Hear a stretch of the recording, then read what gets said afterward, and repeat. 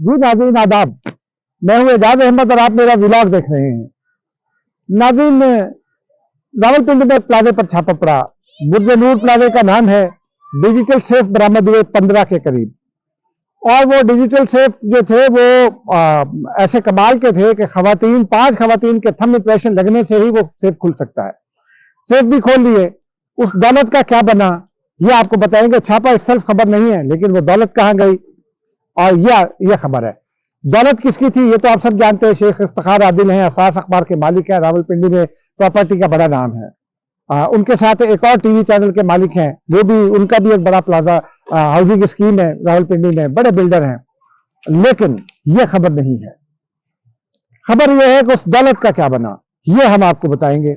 उसके अलावा एक और बड़ी खबर है, वो डॉलर की मार्केट की कीमत से जुड़ी है।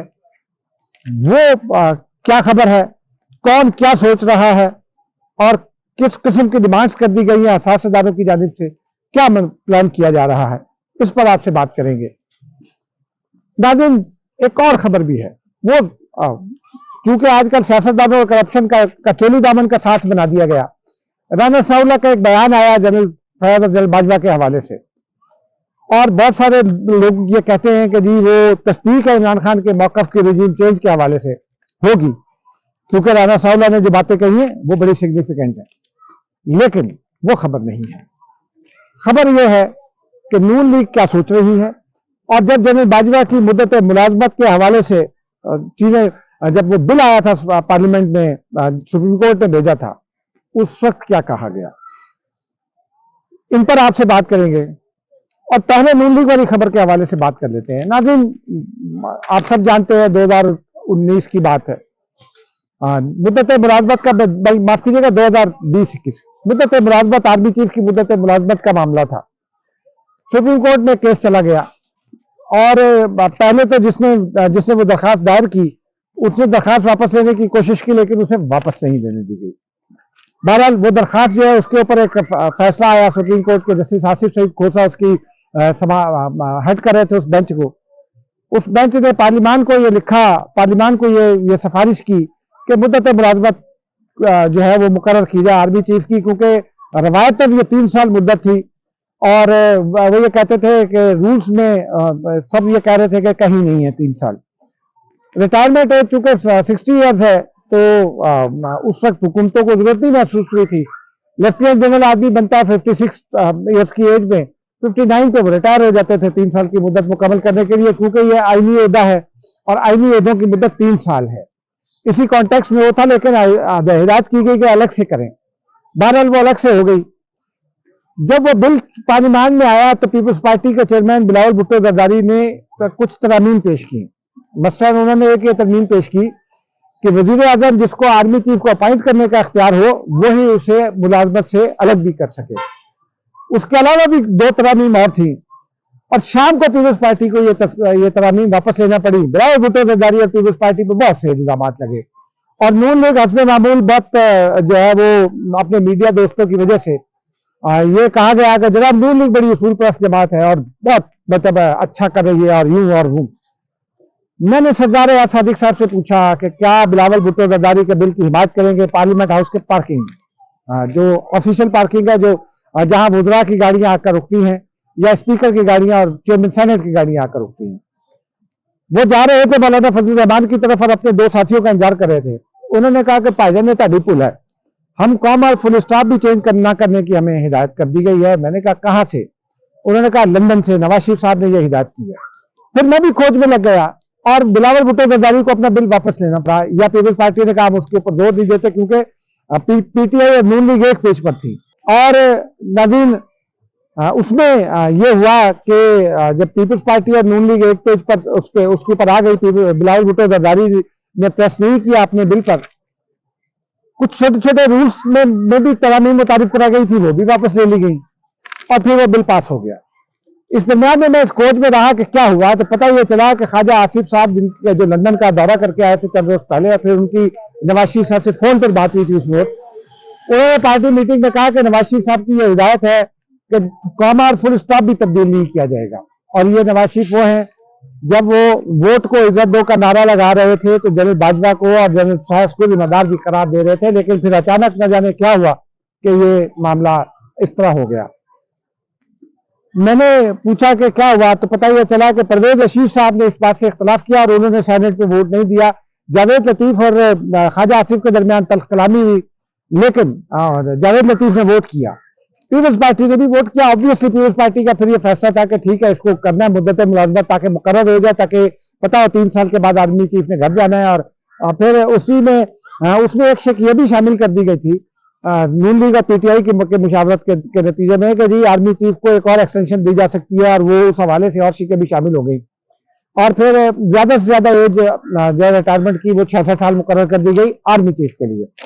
सुप्रीम कोर्ट के जज की मुद्दत जो है वो 65 साल है। बहरहाल ये हुआ, उसके बाद चीजें चलती रही। फिर शहबाज शरीफ साहब लंदन चले गए थे जब एहतसाब की अदालत से बाहर आए, उसके बाद वो लंदन चले गए थे। काजल के खिलाफ वो थे, लेकिन फिर वो कुछ अर्से के बाद लंदन से वापस आए। ये सारा वो जो पहले डील हुई थी कि कॉमा और फुल स्टॉप भी तब्दील नहीं करना, उसके नतीजे में थे। शहबाज शरीफ वापस कायदे इख्तिलाफ बनने के लिए नहीं आए थे, शहबाज शरीफ वापस वज़ीर-ए-आज़म पाकिस्तान बनने के लिए आए थे। इस दरमियान में पीपल्स पार्टी और पीडीएम पीपल्स पार्टी ने पीडीएम बनाया, बैरियत में एक ऑल पार्टीज कॉन्फ्रेंस हुई। मौलाना फजलुर रहमान अड़ गए कि मुझे सदर बनाया जाए, वो 2 घंटे डिले किया गया एलामिया, फिर मौलाना फजलुर रहमान को उसका सदर मुकर्रर कर दिया गया। फिर नून लीग कर गई कि हमें जो है वो बनाया जाए, सेक्रेटरी जनरल का अहदा हमें दिया जाए, वो भी शाहिद खाकान अब्बासी को दे दिया गया। शाहिद खाकान अब्बासी जो आजकल बहुत उसूलों और जवाबित के हवाले से मशहूर है, मैं उनकी बहुत सारी राय से एग्री भी करता हूँ। उन्होंने भी वोट किया था जनरल बाजवा के हवाले से। बहरहाल ये मामला हो गया। उसके बाद फिर पीपल्स पार्टी की राय को जब अहमियत नहीं दी गई तो और मौलाना फजलुर रहमान और पीटीआई उस वक्त ये कहते थे कि जनाब वो इमरान खान को निकाला जाए किसी भी तरीके से। पीपल्स पार्टी का ये मौकफ था कि आईनी तरीके से निकाला जाए, तरीक़त एतमाद हम लाते हैं और तरीक़त एतमाद के बाद हम जिम्मेदारी लेते हैं कि उनको निकालेंगे।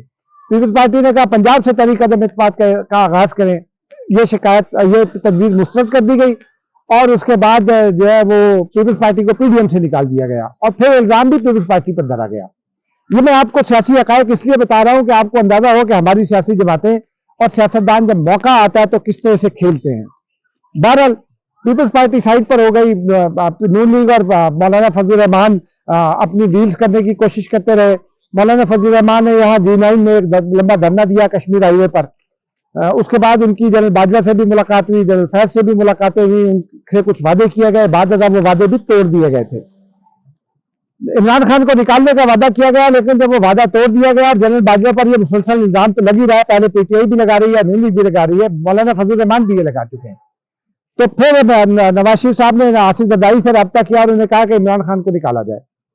फिर आसिफ जरदारी ने कहा तरीक़त एतमाद, उन्होंने कहा जी ठीक है। उसके बाद आसिफ जरदारी एक्टिव हुए। आपको याद होगा बेनज़ीर भुट्टो की सालगिरह थी 2-2.5 साल पहले, 26 दिसंबर की रात आसिफ जरदारी इस्लामाबाद आ गए।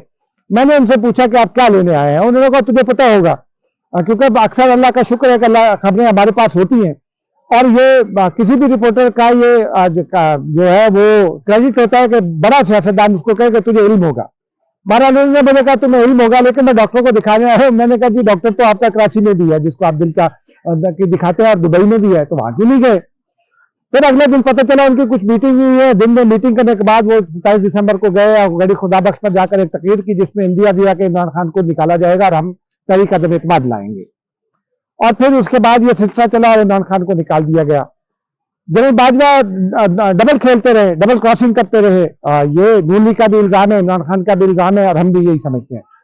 बहरहाल जनरल बाजवा के बारे में अब जो राना साउला ने ये कहा है वो शायद इमरान खान के मौकफ को तक़वियत देगा और इमरान खान का मौकफ अगर तक़वियत पाता है, नवाज शरीफ को नुकसान होता है तो जिम्मेदार मुस्लिम लीग नून होगी। क्योंकि गुज़िश्ता रोज नून लीग का एक इजलास हुआ है, उसमें उन्होंने अपनी हिकमत अमली में कुछ तब्दीलियां लाने का फैसला किया। नवाज शरीफ साहब अपने मौकफ पर अड़े हुए हैं। वो कहते हैं आसिफ सईद खोसा, साकिब निसार और जो दीगर लोग उनके साथ शामिल थे, जनरल बाजवा, जनरल फैज समेत, उनके खिलाफ कार्रवाई की जाए। बहरहाल देखते हैं ये कार्रवाई होती है कि नहीं। नाज़रीन अब आते हैं जरा मालियाती मामलात की जानिब। 2 हफ्ते हो गए तकरीबन या 10 दिन हो गए, रावलपिंडी में प्लाजे पर छापा पड़ा, शेख इफ्तिखार आदिल का प्लाजा था, उसमें डिजिटल सेफ बरामद हुए। वो रकम नाज़रीन सरकार अब तक कब्जे में नहीं ले सकी। क्यों नहीं ले सकी ये सरकार बताएगी, लेकिन रकम कहाँ है? क्या वो रकम जो है वो उनके एसेट्स में या जो स्टेटमेंट ऑफ एसेट्स FBR में जमा होता है, क्या उसमें शामिल है? हुकूमत मुकम्मल तौर पर खामोश है, इंतजामिया भी खामोश है, शेख इफ्तिखार आदिल भी खामोश है।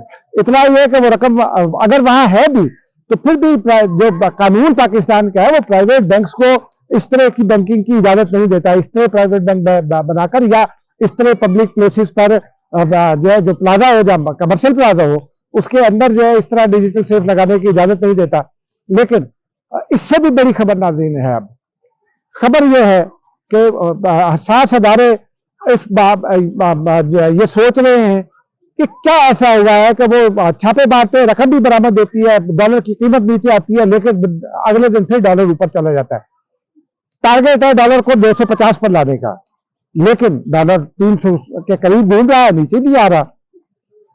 इतला ये मेरे जो जराए हैं उनकी जानिब से ये इतला फराहम की गई कि हसास अदारों ने स्टेट बैंक का जो ऑफिशियल इंटेलिजेंस यूनिट है उसको ये कहा है, और फिर जो एक्सचेंज कंपनियां और स्टेट बैंक ने भी एक्सचेंज कंपनियों को लिख दिया है, उनसे ये कहा गया है कि जरा उन लोगों के नाम और डाटा फराहम किया जाए जिन्होंने गुज़िश्ता कम से कम 6 माह में डॉलर या दूसरी कोई गैर मुल्की करेंसी खरीदी। क्योंकि डॉलर की डिमांड सप्लाई आपस में बहुत गहरा ताल्लुक है। अगर डिमांड बढ़ जाएगी, सप्लाई कम हो जाएगी तो कीमत भी बढ़ जाएगी। और ये हो रहा है पाकिस्तान में कि अचानक मार्केट से डॉलर गायब होना शुरू होता है। बड़े बड़े लोग डॉलर खरीदते हैं और फिर घर में जो है वो सेव कर लेते हैं ताकि जब डॉलर की कीमत बढ़े तो उसे बेचकर फायदा कमाए। और ये एक बड़ा मसला बन गया है पाकिस्तान में। हसास अदारे ये डाटा हासिल कर रहे हैं, इस डाटा को एनालाइज किया जाएगा, FBR से पूछा जाएगा कि ये जो डाटा है ये रिफ्लेक्ट करता है उन शख्सियात के जिनके नाम आएंगे कि उनका जो स्टेटमेंट ऑफ एसेट्स है, यानी असासे जो डिक्लेयर किए जाते हैं FBR में टैक्स के गोशवारे, क्या उसमें ये रिफ्लेक्ट करता है? उसके बाद ये कार्रवाई होगी। लेकिन डाटा किनका मांगा गया है? डाटा मांगा गया नाज़रीन बड़े बिजनेसमैन का, खास तौर पर वो बिजनेसमैन जो रियल एस्टेट के कारोबार में है। क्योंकि कहा यह जा रहा है कि रियल एस्टेट के कारोबार में इनकम कम है, लेकिन ब्लैक मनी जो है वो ज्यादा है। तो ब्लैक मनी को छुपाने के लिए डॉलर के खरीद लिए जाते हैं और फिर घरों में सेव कर लिए जाते हैं बड़े बिजनेसमैन। और इनके अलावा बाद सियासी शख्सियात के हवाले से भी शक है कि वो भी डॉलर की खरीदो फरोख्त और कीमत में मुलवस हैं। और फिर बैंकर हैं और जो सनतकार हैं और जो दीगर मुतालिका लोग हैं, उन सब का डाटा मांगा गया है। और इतना ये है कि जो पाकिस्तान में बड़े बड़े घर हैं या दरमियाने घर हैं जो 1000 गज के, 2000 गज के, 1500 गज के, उनसे छोटे घर भी अगर किसी ने डॉलर खरीद कर घरों में स्टॉक किए हैं, उन पर छापे मारे जाएंगे। निजी इमलाक पर भी छापे मारे जा सकते हैं, कमर्शियल इमलाक पर भी छापे मारे जाएंगे। अगले दिनों में हम देखेंगे कि ये डाटा मिल जाए और इसका रिकॉर्ड मिल जाए तो फिर छापे मारे जाएंगे। नाज़रीन, इन छापों के नतीजे में क्या होता है, ये जब छापे मारे जाएंगे तो तब हम आपको बताएंगे। मुझे इजाजत दीजिए, खुदा।